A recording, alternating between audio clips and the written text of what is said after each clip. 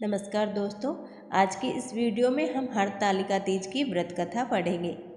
हरतालिका तीज व्रत कथा में बताया गया है कि देवी पार्वती ने इस व्रत का आरंभ किया था। भाद्रपद मास के शुक्ल पक्ष में तृतीया तिथि को सुहागिन महिलाएं और कुंवारी कन्याएं इस व्रत को रखती हैं। इस व्रत में देवी पार्वती और भगवान शिव की पूजा की जाती है।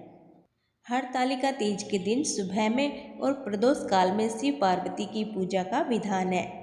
इस साल प्रदोष काल में पूजा का समय शाम 6:33 से 8:30 तक रहेगा। इस समय देवी पार्वती संग भगवान शिव जी की पूजा करके हरतालिका तीज व्रत कथा का पाठ करने और सुनने का नियम है। इस कथा को सुनने और पढ़ने से सुख सौभाग्य की प्राप्ति होती है। तो चलिए अब हम व्रत कथा पढ़ते हैं। जिसके दिव्य केशों पर मंदार के पुष्पों की माला शोभा देती है और जिन भगवान शंकर के मस्तक पर चंद्र और कंठ में मुंडों की माला पड़ी हुई होती है, जो माता पार्वती दिव्य वस्त्रों से तथा भगवान शंकर दिगंबर वेश धारण किए हैं, उन दोनों भवानी शंकर को नमस्कार करती हूँ। कैलाश पर्वत के सुंदर शिखर पर माता पार्वती जी ने श्री महादेव जी से पूछा, हे माहेश्वर, मुझसे आप वह गुप्त वार्ता कहिए जो सबके लिए सब धर्मों से भी सरल और महान फल देने वाली हो। हे नाथ, यदि आप भली भांति प्रसन्न हैं तो आप उसे मेरे सम्मुख प्रकट कीजिए। हे जगन्नाथ, आप आदि मध्य और अंत रहित हैं। आपकी माया का कोई पार नहीं है। आपको मैंने किस भांति प्राप्त किया है, कौन से व्रत तथा कौन से पुण्य फल से आप मुझको वर के रूप में मिले। श्री महादेव जी बोले, हे देवी सुनिए, मैं आपके सम्मुख व्रत को रखता हूँ जो परम गुप्त है। जैसे तारागण में चंद्रमा और ग्रहों में सूर्य, वर्णों में ब्राह्मण, देवताओं में गंगा, पुराणों में महाभारत, वेदों में साम और इंद्रियों में मन श्रेष्ठ है, वैसे ही पुराण और वेद में सब में इसका वर्णन है, जिसके प्रभाव से तुमको मेरा आधा आसन प्राप्त हुआ है। हे प्रिय, इसी का मैं तुमसे वर्णन करता हूँ, सुनो। भाद्रपद माह के शुक्ल पक्ष की हस्त नक्षत्र संयुक्त तृतीया तीज के दिन इस व्रत का अनुष्ठान मात्र करने से सब पापों का नाश हो जाता है। तुमने पहले हिमालय पर्वत पर इस महान व्रत को किया था, जो मैं तुम्हें सुनाता हूँ। पार्वती जी बोली, हे प्रभु, इस व्रत को मैंने किस लिए किया था, यह मुझे सुनने की इच्छा है, तो कृपा करके कहिए। शंकर जी बोले, आर्याव्रत हिमालय नामक एक महान पर्वत है, जहाँ अनेक प्रकार की भूमि अनेक प्रकार के वृक्षों से सुशोभित है, जो सदैव बर्फ से ढके हुए और गंगा की कलकल ध्वनि से शब्दायमान रहता है। हे पार्वती जी, तुमने बाल्यकाल में उसी स्थान पर परम तप किया था। 12 वर्ष तक के महीने में जल में रहकर और वैशाख मास में अग्नि में प्रवेश करके तप किया। श्रावण के महीने में बाहर खुले निवास कर अन्न त्याग कर तप करती रही। तुम्हारे उस कष्ट को देखकर तुम्हारे पिता को बड़ी चिंता हुई। वे चिंतातुर होकर सोचने लगे कि मैं इस कन्या की किससे शादी करूं। इस अवसर पर देव योग के ब्रह्मा जी के पुत्र नारद जी वहां आए। देव ऋषि नारद ने तुम्हें शैलपुत्री को देखा। तुम्हारे पिता हिमालय ने देव ऋषि को अर्घ और आसन देकर सम्मान सहित बैठाया और कहा, हे मुनिवर, आपने यहाँ तक आने का कष्ट कैसे किया, कहिए क्या आज्ञा है। नारद जी बोले, हे गिरिराज, मैं विष्णु भगवान का भेजा हुआ यहाँ आया हूँ। तुम मेरी बात सुनो। आप अपनी कन्या को उत्तम वर को दान करें। ब्रह्मा, इंद्र, शिव आदि देवताओं में भगवान विष्णु के समान कोई भी उत्तर नहीं है, इसलिए मेरे मत से आप अपनी कन्या का दान भगवान विष्णु को ही दें। हिमालय बोले, यदि भगवान वासुदेव स्वयं ही कन्या को ग्रहण करना चाहते हैं और इस कार्य के लिए ही आपका आगमन हुआ है, तो वह मेरे लिए गौरव की बात है। मैं अवश्य उन्हें ही दूंगा।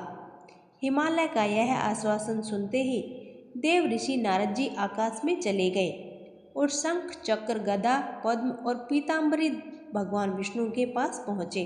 नारद जी ने हाथ जोड़कर भगवान विष्णु से कहा, प्रभु, आपका विवाह कार्य निश्चित हो गया है। इधर हिमालय ने पार्वती जी से प्रसन्नतापूर्वक कहा, हे पुत्री, मैंने तुमको गरुड़ ध्वज भगवान विष्णु को अर्पित कर दिया है।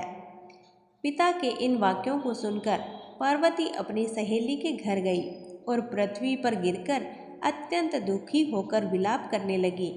उनको विलाप करते हुए देखकर सखी बोली, हे देवी, तुम किस कारण से दुखी हो, मुझे बताओ, मैं अवश्य ही तुम्हारी इच्छा पूर्ण करूंगी। पार्वती बोली, हे सखी, मैं तुम्हें अपने मन की अभिलाषा सुनाती हूँ।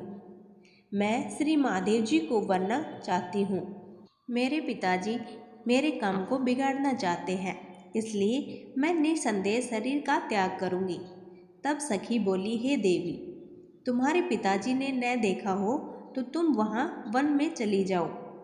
पार्वती सखी के अनुसार वन में चली गई। बेटी को घर पर न पाकर पिता हिमालय ने सोचा कि मेरी बेटी को देव दानव अथवा किन्नर हरण करके ले गया है। मैंने नारद जी को वचन दिया था कि मैं अपनी पुत्री का भगवान विष्णु के साथ वरण करूंगा। हाय, अब ये कैसे पूरा होगा? ऐसा सोचकर वह काफी चिंतित होकर मूर्छित हो गए। सभी लोग हाहाकार करते हुए पहुंचे और मूर्छा दूर करने पर गिरिराज से बोले कि हमें आप अपनी मूर्छा का कारण बताइए। हिमालय बोले, मेरे दुख का कारण यह है कि मेरी रत्न रूपी कन्या का कोई हरण करके ले गया, या सर्प डस गया, सिंह या व्याघ्र ने मार डाला है। वह न जाने कहाँ चली गई, या फिर उसे कोई राक्षस ने मार डाला। इस प्रकार कहकर गिरिराज दुखी होकर ऐसे कांपने लगे जैसे तीव्र वायु से चलने पर कोई वृक्ष कांपता है। तत्पश्चात हे पार्वती, तुम्हें गिरिराज साथियों सहित घने जंगल में ढूंढने निकले। सिंह, व्याघ्र, पिच्छ आदि हिंसक जंतुओं के कारण वन महा भयानक प्रतीत होता था। तुम भी सखी के साथ भयानक जंगल में घूमती हुई वन में एक नदी के तट पर एक गुफा में पहुंची। उस गुफा में तुम अपनी सखी के साथ प्रवेश कर गई, जहां तुम अन्य जल का त्याग करके बालू का लिंग बनाकर मेरी आराधना करती रही। उस समय भाद्रपद मास की हस्त नक्षत्र युक्त तृतीया के दिन तुमने मेरा विधि विधान से पूजा किया और रात्रि को गीत गायन करते हुए जागरण किया। तुम्हारे उस महाव्रत के प्रभाव से मेरा आसन डोलने लगा। मैं उसी स्थान पर आ गया जहाँ तुम और तुम्हारी सखी दोनों थी। मैंने आकर तुमसे कहा, हे पार्वती, मैं तुमसे प्रसन्न हूँ, वरदान मांगे। तब तुमने मुझसे कहा कि हे देव, यदि आप मुझसे प्रसन्न हैं तो आप महादेव जी ही मेरे पति हो। मैं तथास्तु कहकर कैलाश पर्वत को चला गया और तुमने प्रभात होते ही मेरी उस बालू की प्रतिमा को नदी में विसर्जित कर दिया। हे सुबह, तुमने वहाँ अपनी सखी सहित व्रत का पारायण किया। इतने में तुम्हारे पिता हिमवान भी तुम्हें ढूंढते ढूंढते उसी घने वन में आ पहुँचे। उस समय उन्होंने नदी के तट पर 2 कन्याओं को देखा तो वे तुम्हारे पास आ गए और तुम्हें हृदय से लगाकर रोने लगे और बोले, बेटी, तुम इस सिंह व्याघ्र युक्त घने जंगल में क्यों चली आई? तुमने कहा, हे पिता, मैंने पहले ही अपना शरीर शंकर जी को समर्पित कर दिया था, किंतु आपने इसके विपरीत कार्य किया, इसलिए मैं वन में चली आई। ऐसा सुनकर हिमवान ने तुमसे कहा कि मैं तुम्हारी इच्छा के विरुद्ध यह कार्य नहीं करूँगा। तब वे तुम्हें लेकर घर को आए और तुम्हारा विवाह मेरे साथ कर दिया। हे प्रिय, उसी व्रत के प्रभाव से तुमको मेरा अर्धासन प्राप्त हुआ। इस व्रत का राज मैंने अभी तक किसी के सम्मुख वर्णन नहीं किया है।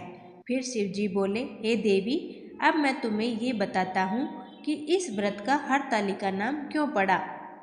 तुमको सखी हरण करके ले गई थी, इसलिए हरतालिका नाम पड़ा। पार्वती जी बोली, हे स्वामी, आपने इस व्रतराज का नाम तो बता दिया, लेकिन मुझे इसकी विधि और फल भी बताइए, और इसके करने से किस फल की प्राप्ति होती है। तब भगवान शंकर जी बोले, इस स्त्री जाति के अति उत्तम व्रत की विधि सुनिए। सौभाग्य की इच्छा रखने वाली स्त्रियां इस व्रत को विधि पूर्वक करें। केले के खंभे से मंडप बनाकर उसे बंदरवारों से सजाएं।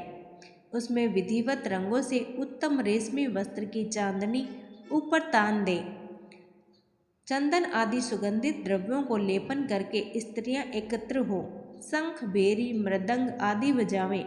विधि पूर्वक मंगलाचार करके श्री गौरी शंकर की बालू निर्मित प्रतिमा की स्थापना करें। इसके बाद भगवान शिव और माता पार्वती जी का विधि पूर्वक पूजन करें। अनेक नैवेद्यों का भोग लगावें और रात को जागरण करें। नारियल, सुपारी, जवारी, नींबू, लौंग, अनार, नारंगी आदि मौसमी फलों और फूलों को एकत्रित करके धूप, दीप आदि से पूजन करके कहें, हे कल्याण स्वरूप शिव, हे मंगल रूप शिव, हे मंगल रूप महेश्वरी, हे शिव, सब मनोकामनाओं को पूर्ण कर देने वाली हे देव, तुम्हें नमस्कार है। कल्याण स्वरूप माता पार्वती, हम तुम्हें नमस्कार करते हैं। भगवान शंकर जी को भी सदैव नमस्कार करते हैं। हे सिंह वाहिनी, मैं सांसारिक भय से व्याकुल हूँ, तुम मेरी रक्षा करो। हे महेश्वरी, मैंने इसी अभिलाषा से आपका पूजन किया है। हे माता पार्वती, आप मुझसे प्रसन्न होकर सुख और सौभाग्य प्रदान करें। इस प्रकार के शब्दों द्वारा उमा सहित शंकर जी का पूजन करें। विधि के साथ कथा सुनकर ब्राह्मण को दान दक्षिणा भेंट करें। इस प्रकार से व्रत करने वाले के सभी कष्ट नष्ट हो जाते हैं। तो दोस्तों, वीडियो अच्छी लगे तो वीडियो को लाइक और हमारे चैनल को सब्सक्राइब जरूर करें। धन्यवाद।